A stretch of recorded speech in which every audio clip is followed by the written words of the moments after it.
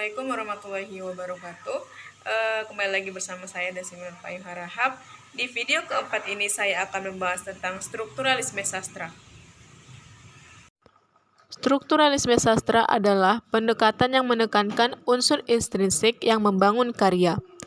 Pendekatan tersebut meneliti karya sastra sebagai karya yang otonom, bebas dari latar belakang sosial, sejarah, biografi pengarang, dan segala hal yang ada di luar karya sastra. Pendapat lain, menurut Nurgiantoro, struktural karya sastra juga menyaran pada pengertian hubungan antar unsur intrinsik yang bersifat timbal balik, saling menentukan, saling mempengaruhi, yang secara bersama membentuk satu kesatuan yang utuh. Secara sendiri, terisolasi dari keseluruhannya, bahan, unsur, atau bagian-bagian tersebut tidak penting, bahkan tidak ada artinya. Tiap bagian akan menjadi penting dan berarti setelah ada dalam hubungannya dengan bagian-bagian yang lain, serta bagaimana sumbangannya terhadap keseluruhan wacana. Strukturalisme adalah pengkajian atau penelitian tentang hubungan antar unsur-unsur pembangun dalam sebuah karya sastra.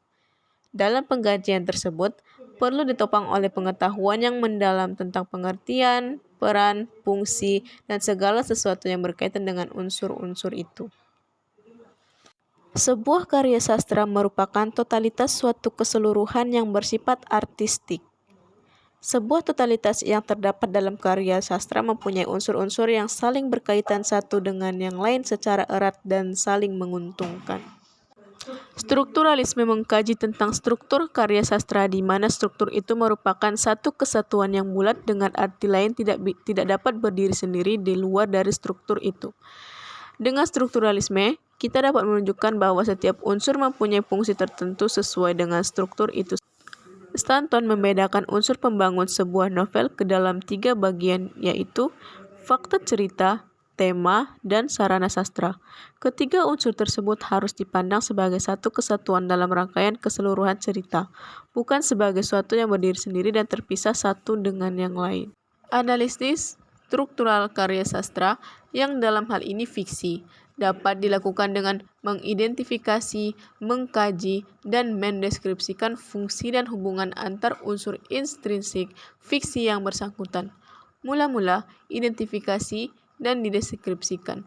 Misalnya, bagaimana keadaan peristiwa-peristiwa, plot, tokoh, dan penokohan, latar, sudut pandang, dan lain-lain. Setelah dicoba, jelaskan bagaimana fungsi masing-masing unsur itu dalam makna menunjang keseluruhannya, dan bagaimana hubungan antar unsur itu sehingga secara bersama membentuk sebuah totalitas kemaknaan yang padu.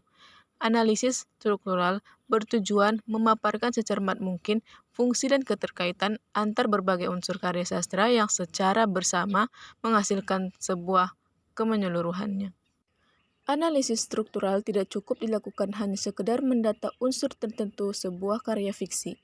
Namun, yang lebih penting adalah menunjukkan bagaimana hubungan antar unsur itu dan sumbangan apa yang diberikan terhadap tujuan estetik dan makna keseluruhan yang ingin dicapai.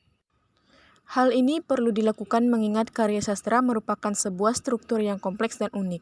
Di samping setiap karya mempunyai ciri kekompleksan dan keunikannya sendiri, dan hal inilah yang membedakan antara karya sastra yang satu dengan karya sastra yang lain.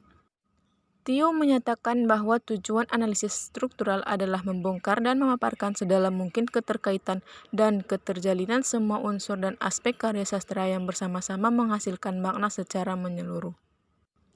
Oleh sebab itu, dengan tidak adanya analisis melalui struktural, makna intrinsik dalam suatu karya sastra tidak dapat tergali secara dalam.